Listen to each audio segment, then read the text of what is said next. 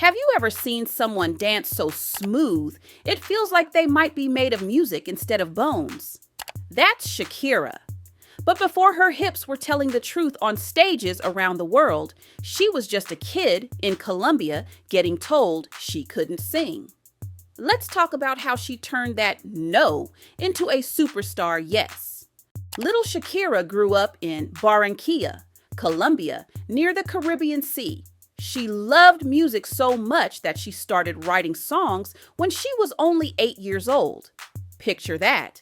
Most kids are busy coloring or playing outside, but Shakira was already scribbling lyrics in a notebook like a tiny hitmaker. She even wrote her first song about her dad's sunglasses. That's right. While other kids were writing about puppies or toys, she was turning fashion accessories into poetry. But not everyone was impressed. When Shakira tried out for her school choir, her teacher rejected her. The teacher said her vibrato, the way her voice shook, sounded too strange, like a goat bleating. Can you imagine being told your voice sounds like a farm animal? Most kids might give up right there, not Shakira. She kept practicing, kept dreaming, and kept believing that her voice had something special the world needed to hear. And she didn't just sing. Shakira also danced. Her father was Lebanese and he loved to play Arabic music. Shakira would watch and listen, and then, boom, she was belly dancing in the living room. One famous story says that when she was 8, she climbed up on a restaurant table and danced for the customers like it was her personal concert. No stage lights, no microphones, just pure confidence and rhythm.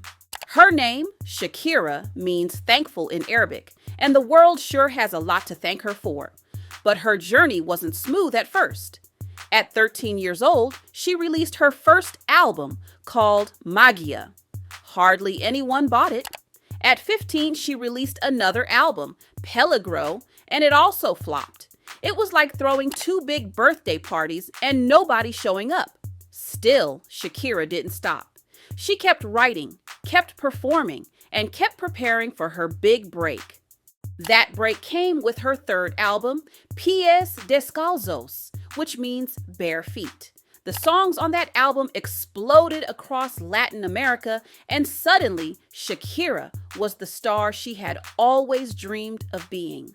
She followed it up with more hits, and eventually she crossed over into English music with Laundry Service in 2001. From there, the whole world was singing along. And Shakira isn't just a singer, she's a language wizard. She speaks Spanish, English, Portuguese, and even knows some Arabic and Italian. While most of us are just trying to remember our Spanish homework, she's switching languages like changing outfits. Now, let's not forget the hips. When her song Hips Don't Lie came out, it became a global anthem. But those moves weren't created in a studio. They came from years of belly dancing and performing with a joy that no one could copy. Watching Shakira dance is like watching liquid sunlight. It flows, it sparkles, and it makes everyone around her smile. But here's something even more powerful. Shakira used her fame to give back. She started the Barefoot Foundation, named after her famous album. Through it, she built schools for kids in Colombia who didn't have access to education.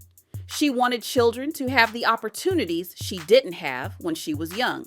That's a real-life superhero move right there. By the time she was 18, she was already successful enough to buy her parents a house. Imagine being a teenager and handing your family the keys to a brand new home. That's what determination looks like. Later, she even became a coach on the TV show The Voice, helping new singers chase their dreams. And isn't that full circle? The girl who once got told she sounded like a goat was now teaching others how to use their voices. So, what do we learn from Shakira's story? Simple. Don't let anyone else write your ending. If someone says you sound funny, dance funny, or just aren't good enough, you keep going.